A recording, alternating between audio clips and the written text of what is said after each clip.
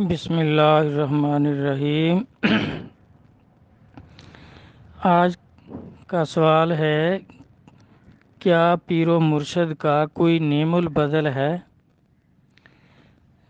دیکھیں، غور فرمائیں، یہ ایسے لوگوں کا سوال ہے جن کو یہ نہیں معلوم کہ پیر و مرشد کا کام کیا ہے۔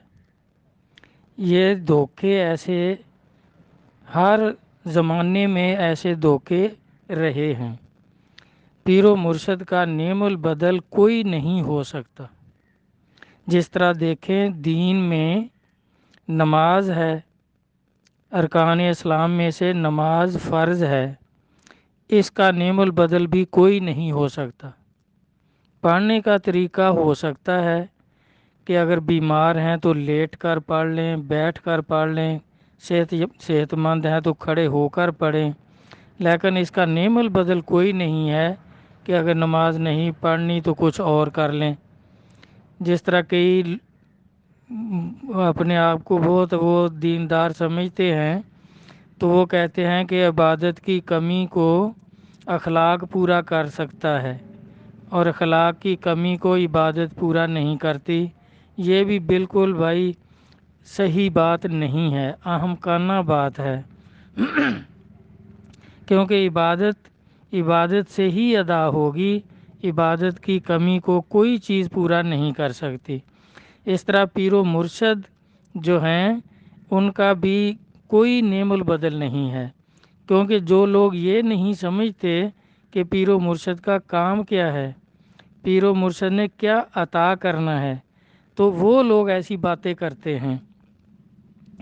آپ دیکھیں، کئی چیزیں ایسی ہیں، یہ داتا صاحب کا جب عرس مبارک ہو رہا تھا تو کشف المحجوب کے بارے میں بھی جو اینکر تھے وہ بڑا بڑا تبصرہ کرتے تھے، تو وہ یہ کہتے تھے کہ اگر داتا صاحب نے فرمایا کہ اگر کوئی کسی کو پیر و مرشد نصیب نہیں ہے، مرشد کامل نہیں ہے، تو اس کی کمی کو کشف المحجوب جو ہے یہ پورا کر دے گی، اس کو ہی پیر و مرشد سمجھیں، اس پر عمل کریں۔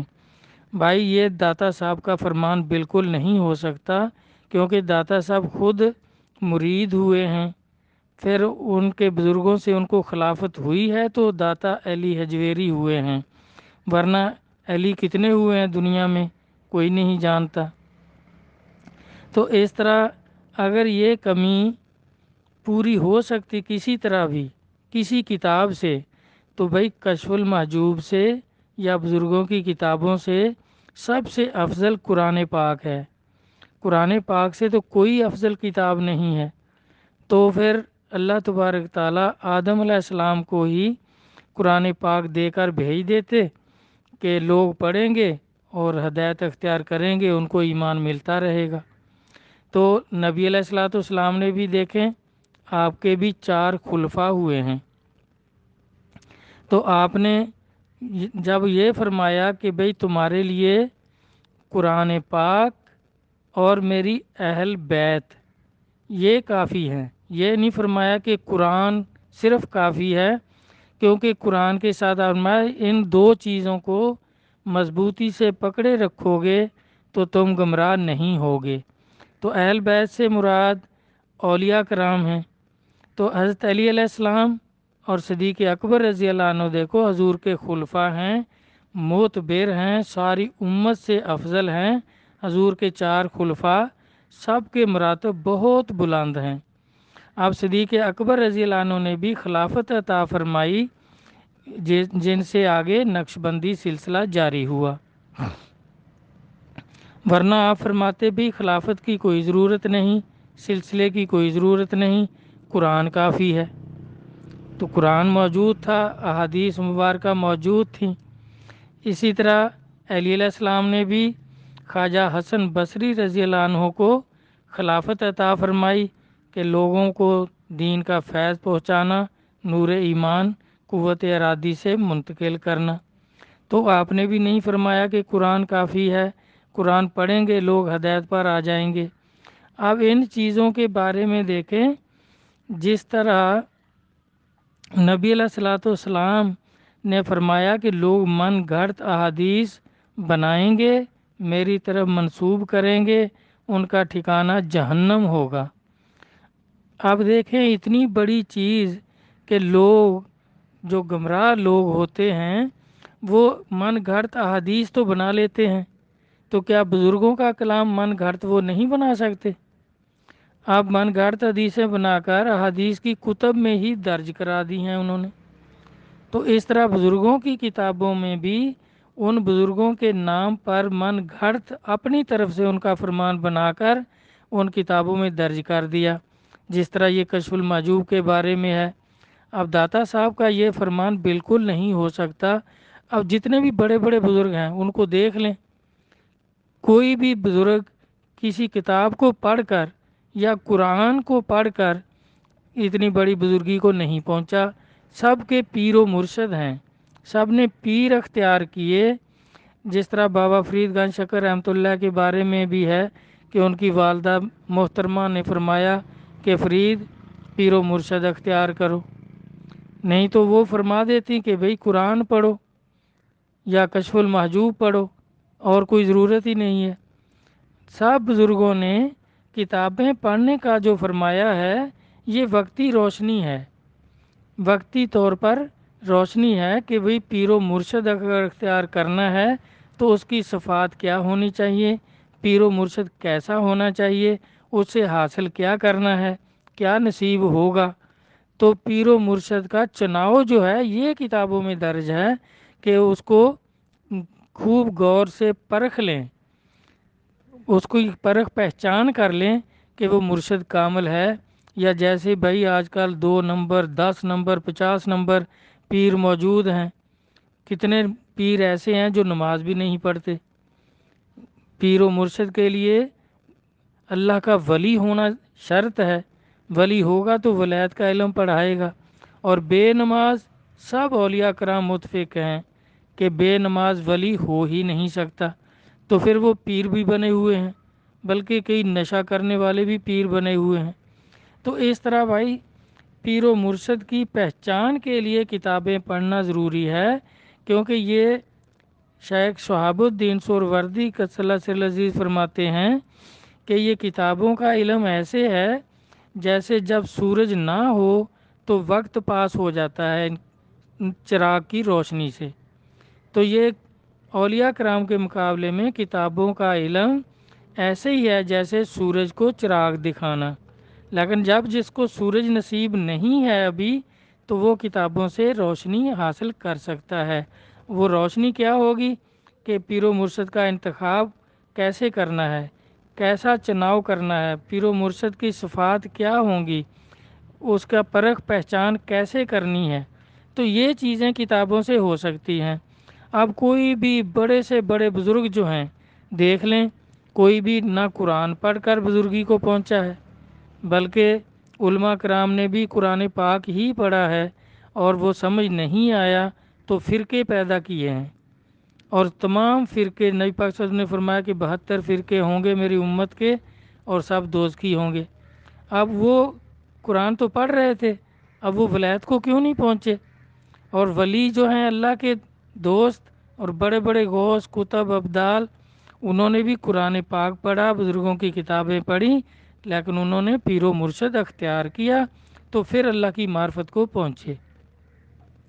اسی طرح دیکھ لیں خواجہ اویس کرنی رضی اللہ عنہ، کتنی بڑی ان کو بھی ولایت نصیب ہے۔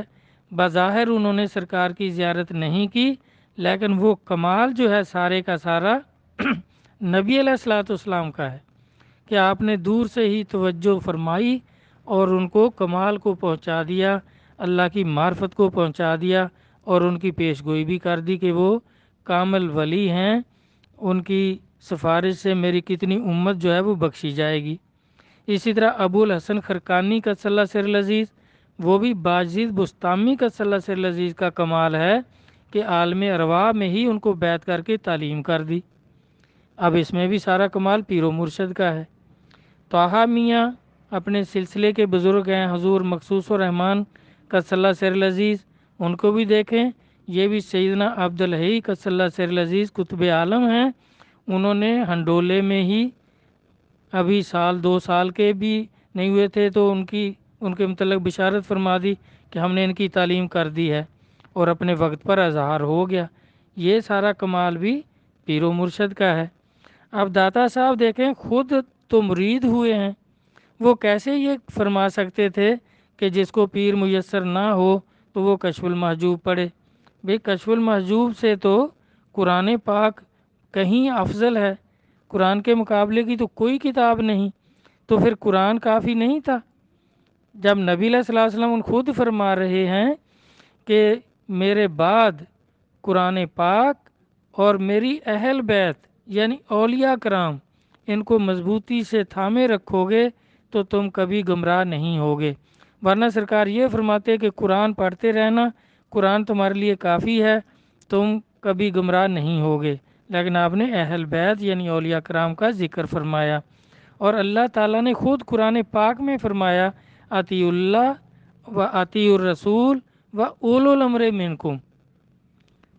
نہیں تو اطیعوا اللہ کافی ہوتا، بھئی قرآن کافی ہے تو نہیں، اللہ کی اطاعت کرو، اللہ کے رسول کی اطاعت کرو، اور نائب رسول یعنی اولو الامر اللہ کا ولی جو تم میں موجود ہے اس کی اطاعت کرو۔ تو اس طرح لوگ من گھڑت باتیں بنا کر کتابوں میں، جیسے حدیثیں من گھڑت بنا کر احادیث کی کتب میں درج کر دیں، اسی طرح بزرگان دین کے نام سے من گھڑت بنا کر ان کے فرمان ان کی کتابوں میں درج کر دیتے ہیں۔ یہ بالکل گمراہی ہے بھائی۔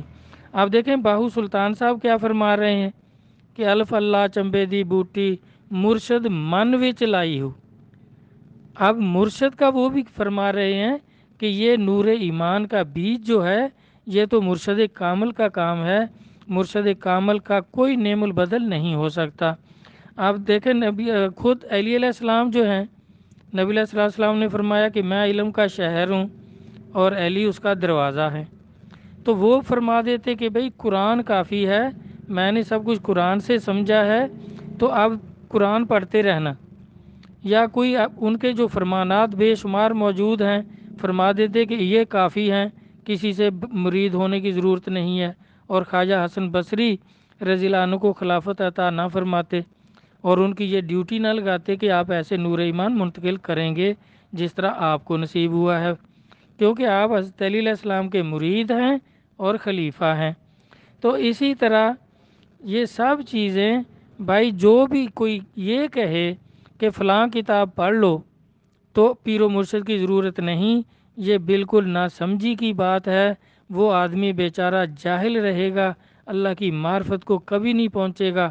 اللہ تعالیٰ دیکھیں فرما رہے ہیں صراط اللہ زینہ انعمت علیہم، ان لوگوں کے راستے پہ چلو جن پہ میرا انعام ہوا ہے۔ تو ان کا راستہ کیا ہے؟ یہ جتنے اللہ کے ولی ہیں ان کا راستہ دیکھ لیں، سب نے پیر و مرشد اختیار کیے اور اللہ کی معرفت کو پہنچے۔ تو غور کریں اس پر، من گھڑت باتوں کو بھائی اگر خود سمجھ نہیں ہے کہ بزرگوں کی کتابوں میں یہ من گھڑت باتیں جو لوگوں نے ملاوٹ کر دی ہیں تو کسی دوسرے سے پوچھ لو، پوچھتے رہو، کیونکہ نبی پاک صلی اللہ علیہ وسلم کا فرمان پاک ہے کہ پوچھنے والا جو ہے وہ منزل تک پہنچ جاتا ہے، کیونکہ وہ پوچھتا رہتا ہے تو کوئی تو اس کو ایسا مل جائے گا جو صحیح راستہ بتا دے گا، صحیح راستے پہ لگا دے گا، وہ پھر شخص اللہ کی معرفت کو ضرور پہنچے گا۔ تو اس طرح مرشد کامل کا نعم البدل کوئی چیز نہیں ہے، کیونکہ یہ وہ اپنی عینی توجہ اور قوت ارادی سے نور ایمان مرید کے قلب میں منتقل کرتے ہیں، جو کام کتاب نہیں کر سکتی۔ یہ پیر و مرشد کا ہی کام ہے، اور سب اولیاء کرام اپنے وقت کے بڑے بڑے اولیاء کرام سے مرید ہوئے، انہوں نے توجہ سے نور ایمان ان کے قلب میں داخل کیا، جس سے ان کا قلب روشن ہو گیا اور اللہ کا عرش ہو گیا۔ تو یہ کام کتاب نہیں کر سکتی، کوئی کتاب بھی نہیں کر سکتی، قرآن پاک سے بھی یہ کام نہیں ہو سکتا۔ قرآن پاک بھی ادھر ہی اشارہ کرتا ہے کہ مرشد کامل تلاش کرو، اللہ کی رسی کو مضبوطی سے تھامے رکھو اور اولو الامر کی اطاعت کرو، تو پھر یہ کام جو ہے سب دیکھیں۔ بھائی بلے شاہ صاحب بھی کہتے ہیں ایک گل نہیں مسجد مندر دی ਇਹ ਗੱਲ ਆਪਣੇ ਅੰਦਰ ਦੀ ਕਰ ਸੋਹਬਤ ਮਸਤ ਕਲੰਦਰ ਦੀ, ਫਿਰ ਪਲ ਵਿੱਚ ਮੌਲਾ ਵੇਖੀ ਜਾ।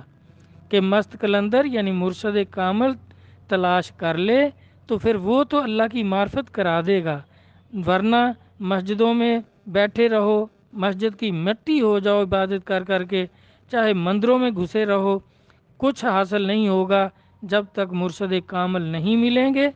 تو اس وقت تک اللہ کی معرفت اور صراط مستقیم نصیب نہیں ہوگا، نور ایمان نصیب نہیں ہوگا، قلب عرش نہیں ہوگا۔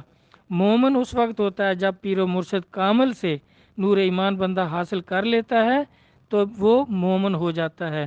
پھر اس قلبی ذکر پر عمل کرتے ہوئے، ذکر کرتے ہوئے جب قلب منور ہو جاتا ہے تو اللہ کا عرش ہو جاتا ہے۔ پھر نمازیں معراج ہوتی ہیں اور بے حیائی سے بھی روکتی ہیں، ورنہ دیکھیں لمبی لمبی نمازیں پڑھنے والے روزانہ کیس ٹی وی میں دکھائے جاتے ہیں، بڑے بڑے محدث اور علماء کرام، ان کی نماز نے کیوں نہیں ان کو روکا بے حیائی سے؟ اس لیے نہیں روکا کہ انہوں نے کامل مرشد اختیار نہیں کیے، نور ایمان نصیب نہیں ہوا اور وہ اللہ کی معرفت کو نہیں پہنچے، ان کی نمازیں معراج نہیں ہوئیں، اس لیے انہوں نے بے حیائی سے نہیں روکا۔ تو میرے بھائی مختصراً یہی ہے کہ کامل مرشد کی تلاش کرو، اس کا نعم البدل کوئی کتاب نہیں ہے۔ اگر کوئی کتاب ہوتی تو قرآن پاک سے افضل کوئی کتاب نہیں، لیکن اس میں بھی یہی تعلیم ہے کہ مرشد کامل تلاش کرو۔ اللہ تبارک تعالیٰ اولیاء کرام کے کلام پاک کو سمجھنے، قرآن و حدیث کو سمجھنے اور بزرگان دین کے متعلق جو جھوٹے قول لوگ درج کر دیتے ہیں ان کو سمجھنے کی توفیق عطا فرمائیں۔ مرشد کامل سب کو نصیب فرمائیں، آمین۔ اللہ حافظ۔